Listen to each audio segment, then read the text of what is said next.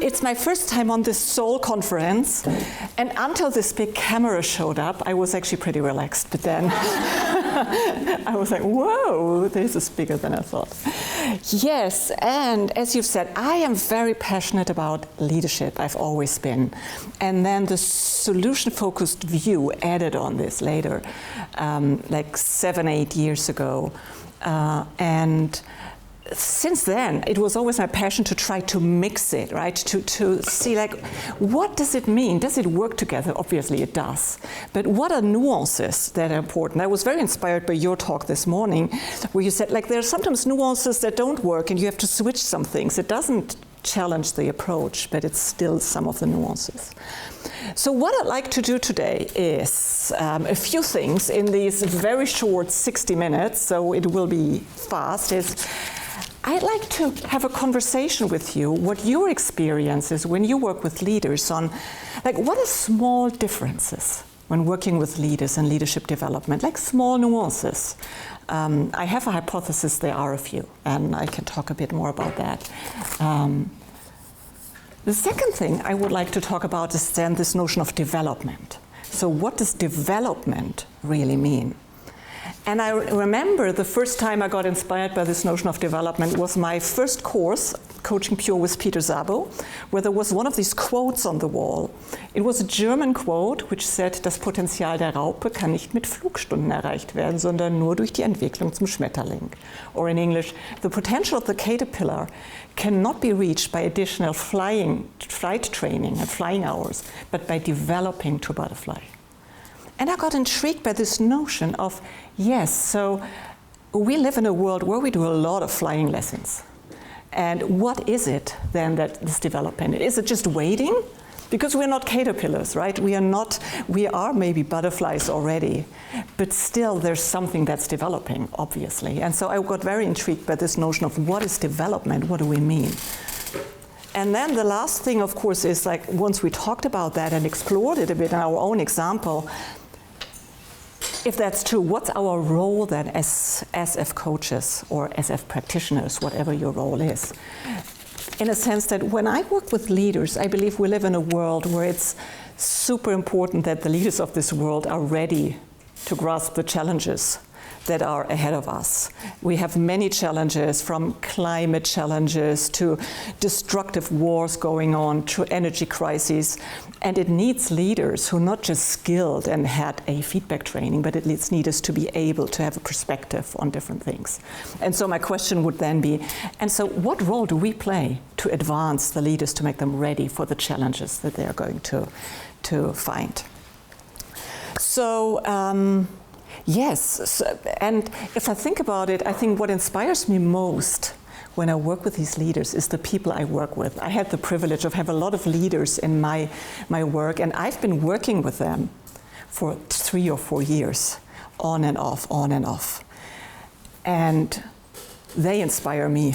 They inspire me through their development and the things that happen. And through them, I started to look at and see, how interesting. This is now a very different person than like 2 years ago or 1 year ago. So what happened really, and what experience shaped it? Because one of the things I think is being a leader in this world is one of these experiences that have potential for massive personal growth if you grasp this opportunity. And so that's the things I would like to talk to you about, but I assume, pretty sure there are a lot of leadership experts and leadership development people in the room that have a lot of experience. So the first thing I'd like to do is hear from you a bit on, what do you think? What is your experience on what are small, maybe even bigger differences and nuances that are relevant when you're coaching leaders? So I just always have the image, and take one of my CEOs and put him next to Steve DeShazer. It would be one cool conversation, but maybe not the second or the third for that leader. Not that he would be inspired by the person, but you know, there seems to be something that some of the leaders also want in addition. But what are your experiences? I'm just sort of reaching out a bit and just... So the difference in coaching leader and comparing to... A very standard SF approach, like the classical, I don't know, Steve DeShazer approach, the classical, maybe to take Chris Iveson approach, like very classical coaching, and now if you're having a leader, what are nuances that are still SF but maybe slightly different? When we are working with leaders? Yes. Okay. And just to clarify as well, working with leaders that are already in leadership roles, not with developing. Yes, I mean, I'm thinking about that. It could be both, actually. It's a good question. So I'm often working with very senior leaders, so the people I work with, but it could be both. Yeah. So, in my experience, it's the leaders who come to me to a coaching session, they have special issues, special questions. For example, time management, or delegation, or it's a conflict or what. Yeah. So, and very many of them come with this topic of time management because there's this complexity now, and they are all overwhelmed by too much. And I notice it's just not enough to just ask those solution-focused questions, but it's also very helpful for them if I show them some concepts of time management.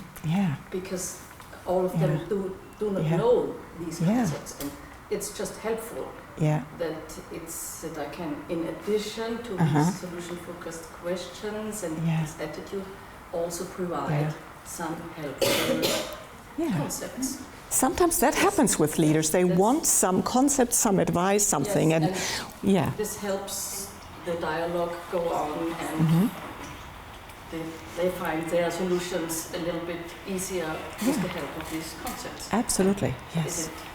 Yeah. I think it's a really interesting question because I don't do that at all. Okay. Yeah.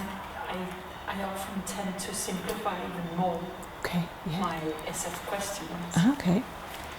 I think the only difference is sometimes I need to give them more time to think about the question. Oh, okay. So maybe more time with quietness. Okay, that is also more time with quietness. Yes. Yeah, I've got a question. So I think that we are always mixing up leaders and managers. Sometimes, I don't know why we think that the managers are automatically, managers appointed to a certain position are automatically leaders. Leader is not necessarily a manager. And if you're speaking, to me, these are two different roles. And of course, a leader can be the lowest person in the company, I mean the position, but he is still a leader. And what's the difference for me? I think that when you work with leaders, so they have the level of the confidence, which is usually higher than when you work with managers. So they are much more confident. We do not have to explore the confidence skills with them because they are already always confident. I feel that they are leaders and they know their influence and power. Yes. So it's rather about about their vision and about more detail in the past. Yes. That's my yes. There's more confidence. Yeah. Exactly. Yeah. When I coach leaders, then there will pop up a moment in which I will put the three roles on the table for the management role and the leader's role and the coach role. So that's what I learned from Louis Kaufman. It's really useful to me. And it's very useful for leaders because they switch and it's confusing with what situation, blah, blah, blah.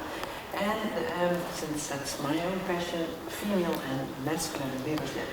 So I also ask questions connecting to more female, come to me, it's time for leadership. And since I believe that we are in a switch that has to do with my Yes.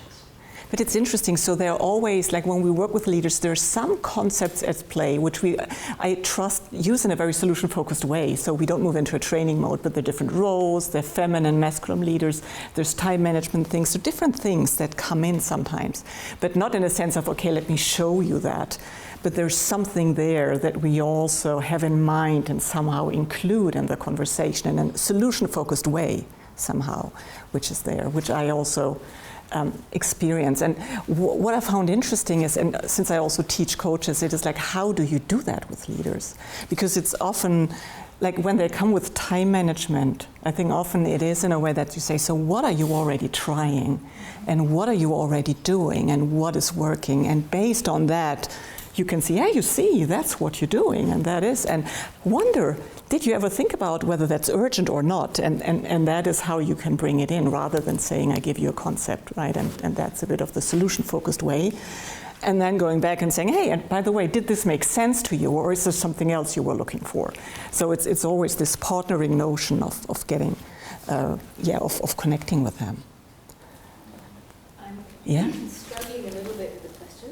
Mm-hmm. And I think I'm seeing exceptions with every individual leader. Yeah. One maybe common denominator, if I can, is the fact that they embrace more that they're in complexity. Mm-hmm. Yeah, Yes. so that they come less with this language of fixing things or of I've got this. Mm-hmm. They are a little bit more open to saying, this is something I'm focusing on, and this is something I'm focusing on, that they're shifting the system. It's a much more systemic view, Right. I think, that I use. And we could talk about it for quite a bit, but I'm just pushing us along a little bit. And I think a lot of things, I also have my little list here where I thought, like, what do I think is different? And there are a lot of similar things that you've said. I think there's something on which you've said, from fixing to becoming, I called it. There's something, and yes, sometimes they have problems and so real issues when they say, I don't know how to talk to this person. But often it is more about, how do I become a better leader in the concepts of this? And so we're helping them towards a best self, towards a becoming situation, not just, okay, what's your problem? Okay, imagine the solution, we're done. One of the things I also find, it's simple but very important. I experience myself still being brief in my sessions, but I also have a longer term perspective. So that means with every session, it's not just like we're adding topics, but over time we're having a pattern recognition and we're having a meta level on how we look at people. Like, so if you look at the 4 or 5 topics you've brought there, what does it say about you as a leader, and how does it connect and how does it fit together, rather than just staying with one topic there. So there's a little bit from a single topic to a meta perspective.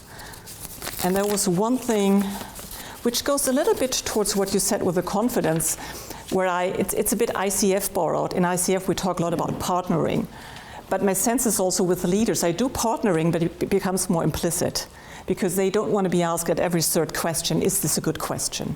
But we have a very good agreement that they immediately challenge me if that's not a good question, and that's totally fine. But they don't want to be always asked, but they want to have someone who's talking to them. So these were just a few things where I thought it's just interesting. It's still very solution-focused, but there are small differences on how they want to interact and how they get value out of that, and that helps them to develop beyond the topic they bring on the longer term. What I would like to move towards now is this notion of development. And I have a small exercise in a moment for you, which I think would be really cool. So development to me is much more than training, right? It's not just leadership skills, it's that. And what I really like is this concept of, on the one hand, we work on skills and content, and that's what happens here, right? So you work on, what are your feedback skills? What are your talking to employee skills? What's your time management skills? But there's also something which we call vertical development, and that is your perspective on things. And that is the thing which we sometimes forget, right? If we don't just look at this. That's at some points, but my leaders told me that when you work with them, you see, we talked about feedback a year ago, and you were a lot about, oh, but I need to understand why my team is doing it and why they're doing it like that. And after a year, there was more like, So I started to ask them how we could do it differently and how that would make a difference. That is a big shift in perspective. It's still the same skill, but it's a shift in perspective and meaning making on how you look at the world and how you look at things. And this is what leads to some of these jumps. So you still have the same skills, but you look at them in different ways. And what I believe is that the leaders today don't need more skills. I mean, they have them, and we have the skills on YouTube and everywhere. The skills are not the problem, but my perspective to deal with complexity, polarities, and all of that, that's super important to see. And I was very curious about this perspective, and I was very curious about, so are there levels that we can work with when we work with leaders? Are there levels that help us to look at what are different levels of perspective, or is it just a word? And so I have a few things that I found, but what I would like you to do first, because we are maybe not leaders, but you are coaches. And coaches are also those people who also go through experiences that are really shifting perspectives a lot. So what I'd like you to do for about 10 minutes or so, in groups of 2 or 3, if that works, is think about your own development as a coach. So, your own development as a coach. And what was a moment where you experienced a real shift in perspective as a coach? Like if you think about all the years when you've worked, from the moment you started and learned whatever questions you've learned towards the one who's sitting now, what was a moment where you realized, wow, now I'm looking at things differently, I'm looking at people differently, I'm looking at questions differently. It's not just a new question that's coming. And how did whatever that was make it different? Like what is the before and after in that? So, I mean, a very classical one, if you have teaching coaches very early on, is this notion of some people come in with an expert mind on coaching. People come in with the notion the coach needs to know, and they need to know somehow. If someone asks me about time management, I better know the 5 concepts about time management, otherwise I can't coach you. Towards, I may not need to know, but I can ask useful questions and I can find out what's useful to the client. And there's a big shift in from going from knowing to working from the not knowing, for example. And there may be other shifts as well. And maybe you have some ideas on what contributed to it and what your contribution was. So, suggestion is that you work in pairs for about, we're unfortunately so short in time, like 10, 12 minutes. Either you just one direction, or if you manage to do it, do in both directions. But try to think about that from your own perspective so that we get some meat on it and not just stay in this theoretical space, if that makes sense, okay?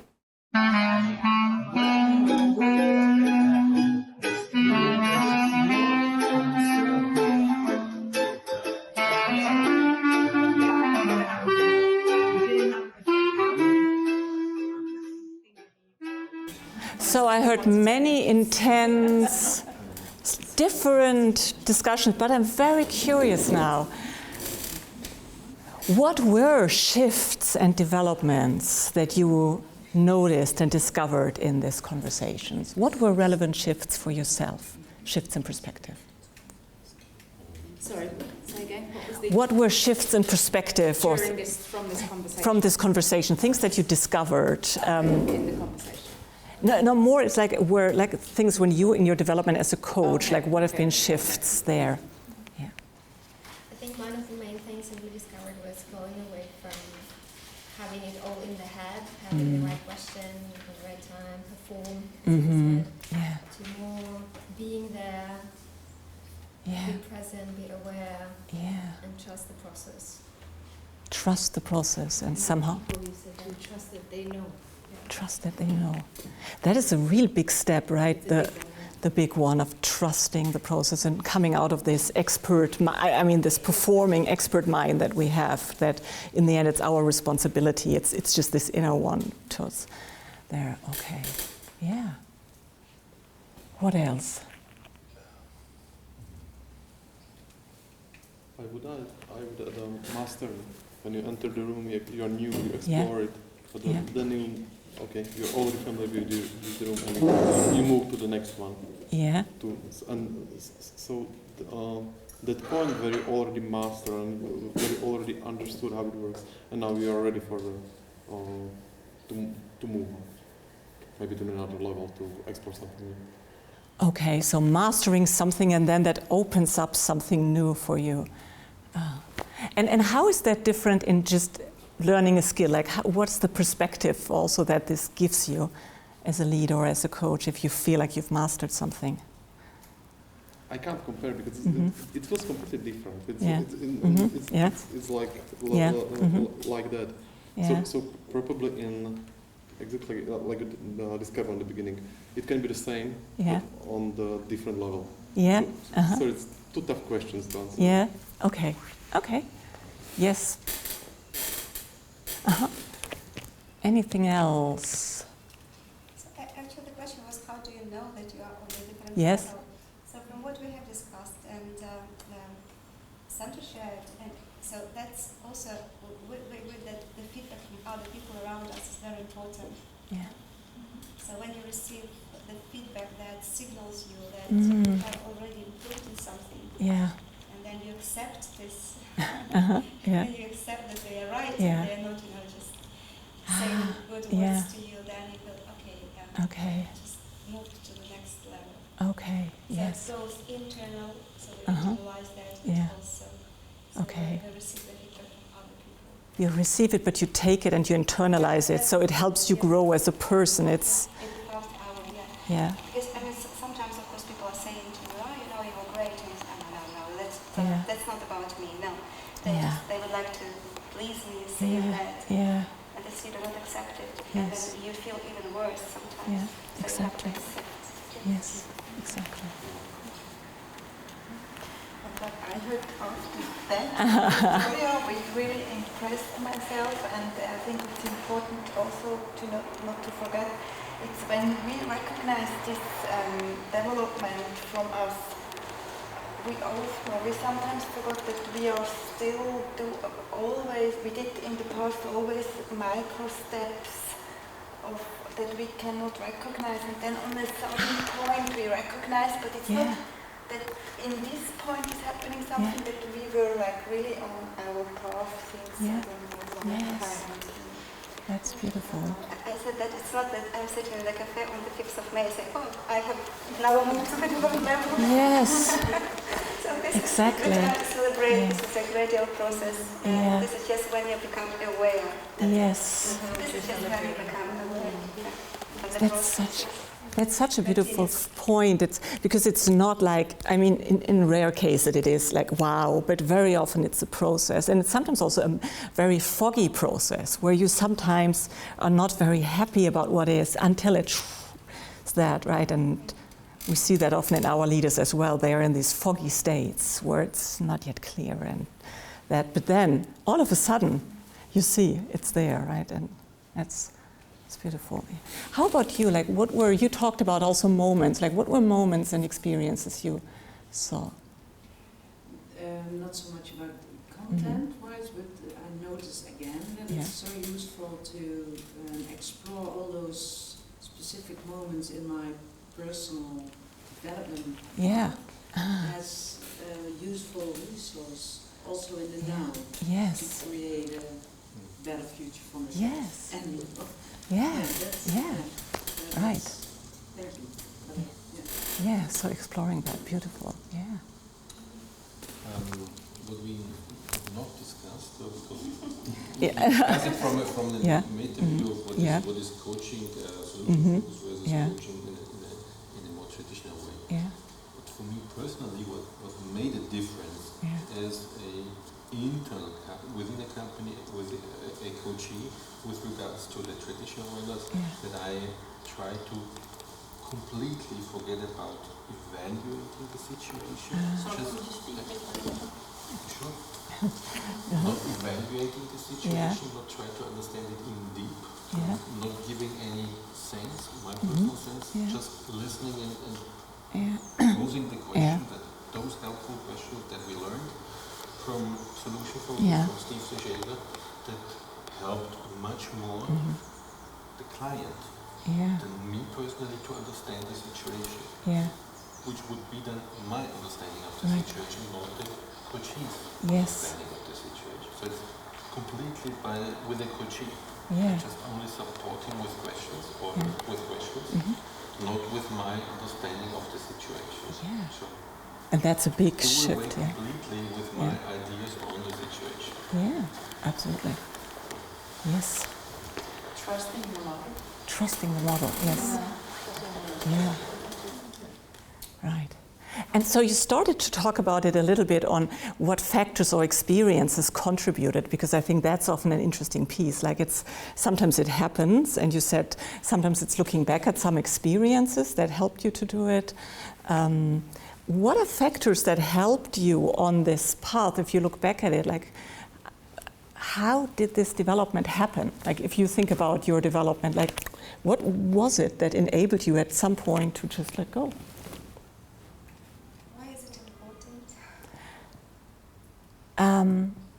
What the factors were. It's not always important, I wonder. So why I wonder why it's important is, for me as a coach, I wonder like what experiences enable development.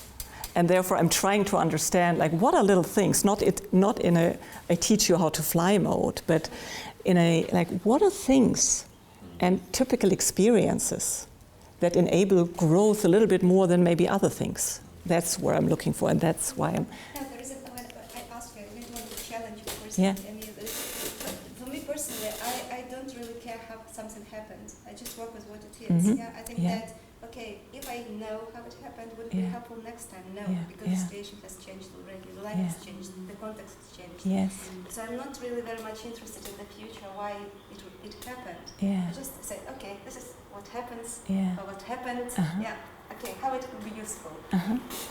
So that would be the question that is difficult for me to answer. Okay, no, that's totally fine. I can give you an experience in that.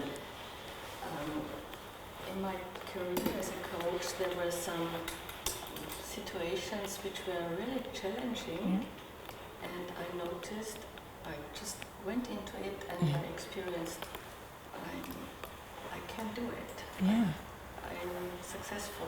Yes. There's a good solution for my client and it works. And this experience of mastering situations which are extremely challenging and which I was not prepared for, and I just took the resources I had and worked with them, and then these experiences made me more and more sure about my ability of mastering such situations. Yes.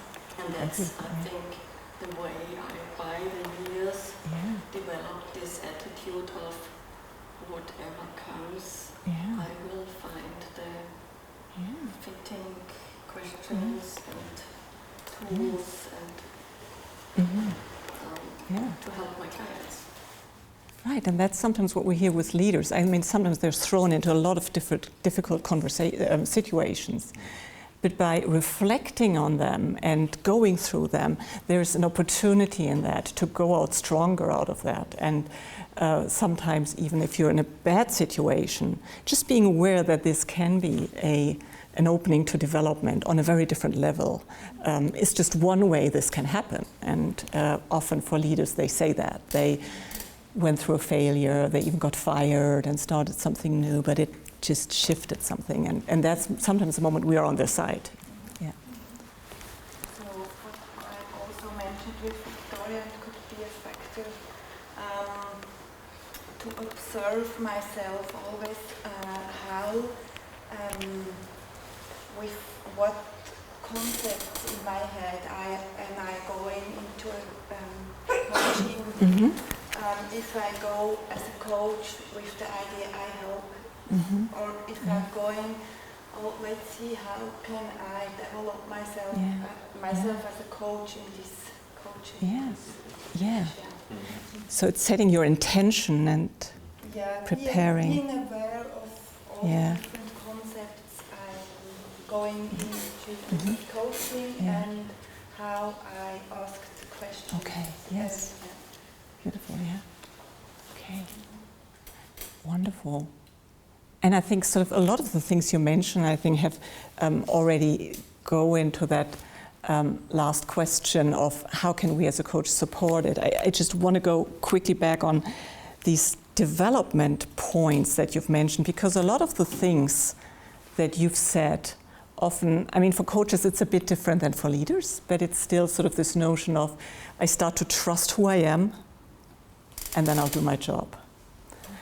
And there's a beautiful concept which I like to use from Bob Keegan on the development of stages of self, where what he's saying is that a lot of people come into leadership positions or coaching positions from a perspective of the socialized mind. And the socialist mind is still the mind that we grew up with, and then we just look at different. We're still part of the expectations and the system. You know, we, even in a job, these are the leaders who say, so yeah, I don't know what they expect from me, so I need to ask what they expect from me, and then I need to deliver. So it's a lot about expectations, other people setting the rules. And a big shift for leaders is when they move out of the socialized mind into the self-authoring mind. You still see the system, but you decided that this is my internal sense of judgment. This is my internal direction. I'm not totally independent of everything, but I trust my process. I trust who I am as a coach. I trust who I am as a leader. And that makes a big difference. And that is something as a leader, when you move out of that, it is a very beautiful thing to see, because that, it's almost like this mastery point you said. Once you've mastered a few situations and you can become that, it opens so much more, because you're not pleasing the system anymore. You have your purpose. I heard you say something around purpose at some point, and you follow that. And then there is another stage, which I sometimes leaders get it, which is like the self-transforming stage, which is the leaders that are even able to take different positions in different roles and different situations and challenge themselves. So that is the really tough one. But the cool thing about it, which I find very cool, is as coaches, as we said, we can, it's not that we're boxing people, right, and saying, oh, I'm sorry, you're still in the socialized mind, I'm really sorry. But we can start to listen very constructively to signs of progress in that. And I see that often when I have these leaders who say, yeah, I don't know, they gave me this goal and I over-delivered and that's good. And, you know, we can challenge them both by saying, what goal would you set yourself? And maybe the first one time they don't have an answer to that. But at the third session, they go, yeah, I thought about this is something I'd like to do. And you say, ah, cool. So it takes time. It's not like one question and you get there. But it's this notion of how can we recognize some of these stages in them and constructively listen to it and ask questions to get there. Mm-hmm. Now we are again at this point of concepts. Yeah. Because this concept of Keegan, yeah. this is a concept yes. of ego development. Yes. So yeah. and when you as a coach have it in mind, yeah.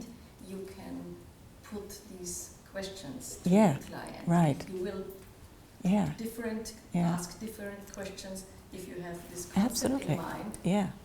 Whether you will not yeah. have this concept in mind. Exactly. Yeah, absolutely. And that's where I have a hypothesis as a meta concept. It's useful, not in a sense like, hey, I'll tell you about a concept and this is where you are and this is how I explain the world, but more like, how interesting, so that was something you would like to do. Just like that. And you see something.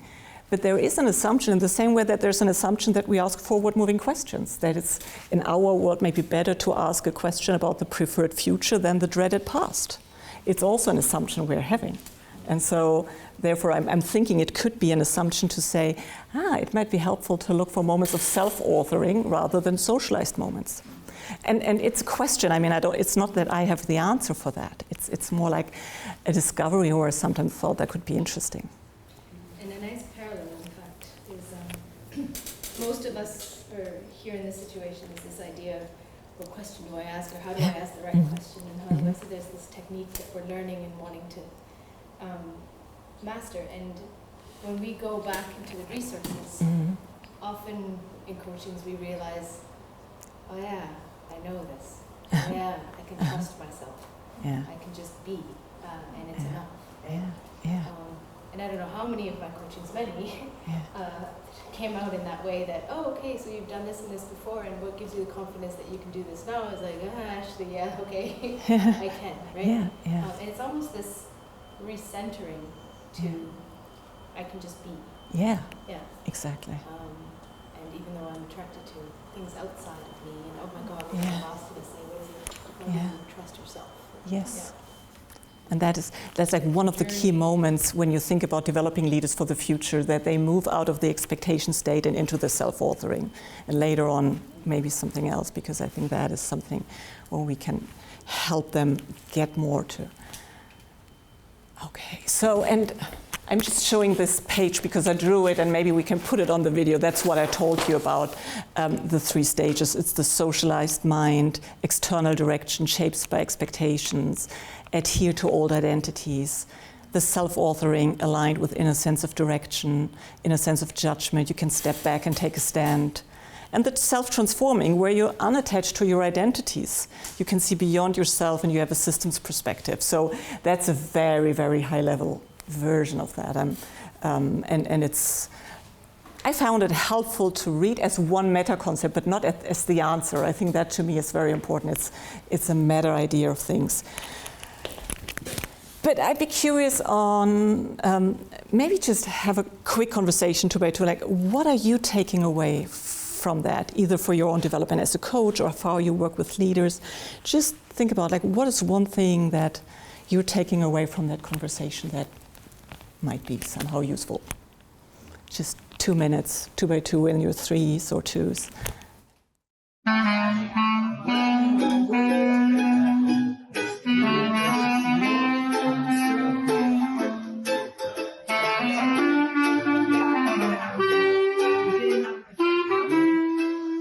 Okay. It was only an hour. It was only an hour, and it went so fast. So, Thank you. Well, I trust it's good enough. Yes. Yes. Then, yeah, we say it's good enough.